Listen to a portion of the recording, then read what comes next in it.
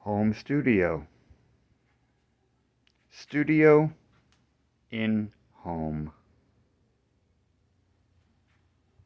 Studio in home. Home studio. Sound bad. What do? Here are some ideas to control some of the acoustic problems you're going to be having in your home studio or any other recording space. If you're using microphones to record any kind of sound, that space has a tone. And if it's a home or a shed or a garage, it's going to sound bad. You got the reflection from the ceiling. Ah! Ah! Cha! Cha! Flat wall, parallel flat wall, right across from each other. Terrible. Makes a standing wave where sound goes forever. At a certain frequency, making a really not neutral sounding space.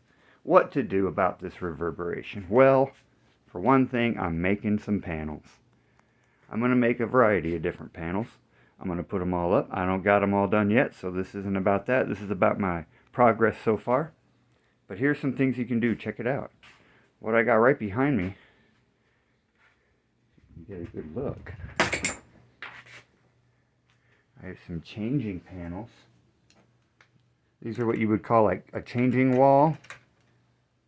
Back in the day, if you had to change your wardrobe in a room you were sharing with other roommates in a room, you would just use these little things to divide the room for some fake privacy. And I kind of turned them into panels. This one's not finished. This one's thrown together. See, they already got these like angled slats. They're not parallel. So I figure they kind of offer some diffraction. And then I'm going to cover it and pin this in real nice like we did with these. Over here, it's got the same thing in them. So you got some diffraction and some mild absorption. These are just to keep out some of the other room treble. I got one that's movable. It's kind of behind me now under the fan. That fan, yeah, that's a whole nother acoustic anomaly. But check out what I got. I got the cheapest bass trap solution you ever seen. That's right, plastic milk crates become bass traps.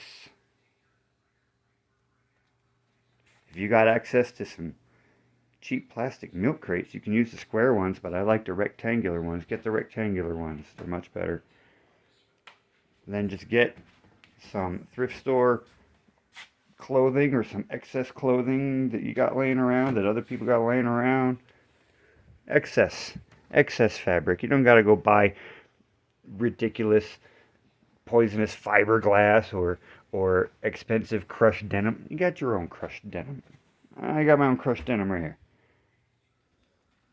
So you pack that stuff in there and you just kind of wire it in there so it don't fall. You know, I got it wired.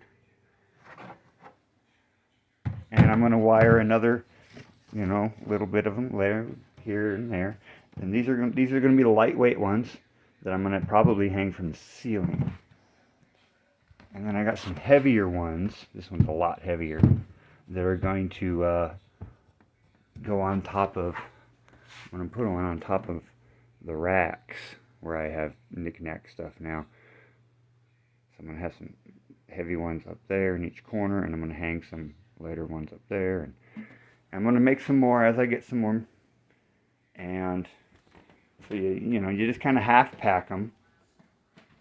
Like these ones are going to be medium weight. Got some foam I found.